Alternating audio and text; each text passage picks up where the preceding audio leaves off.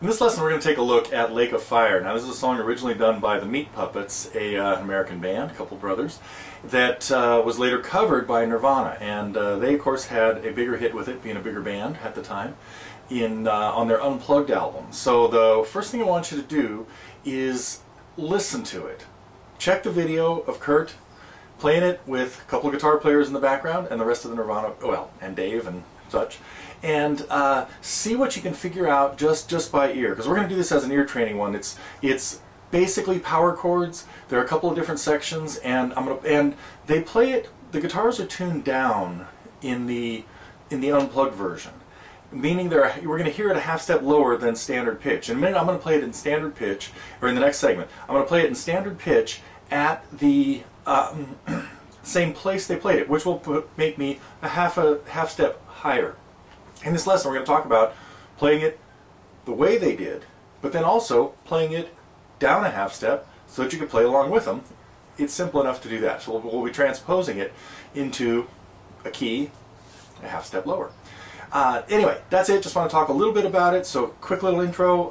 In the next segment I will play through it, but first I want you to go listen to it and see what you can come up with just by your ears and your eyes. There are some clues in there. We'll talk about everything. Even that. So, little listen segment coming up, and then we will dissect Lake of Fire. Okay, here's what we have. First, as power chords.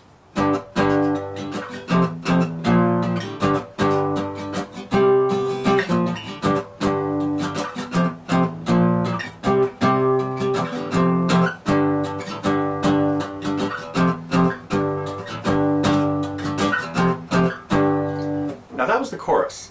And during the last line of the chorus, there'd be a little lead guitar part doing this.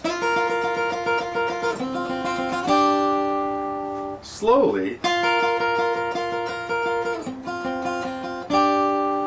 So you can hear a couple of notes there. Then we get into the verse.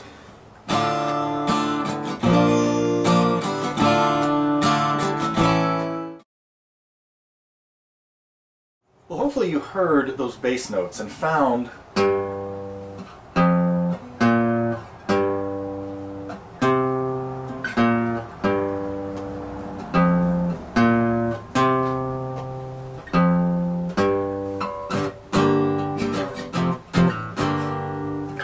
so if you played it as power chords, we only needed 4, all in at the 1st and 3rd frets. The opening chord was G. So we'd play a G power chord, or we could play G minor. So the opening chord of the chorus, played as a full chord, would be a minor chord.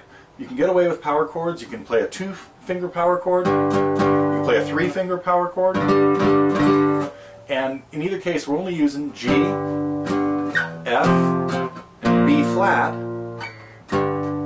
G, and C. And the C has a syncopated change. The bass, at least, drops down to B flat. We'll talk about what the guitar really does there a little bit later.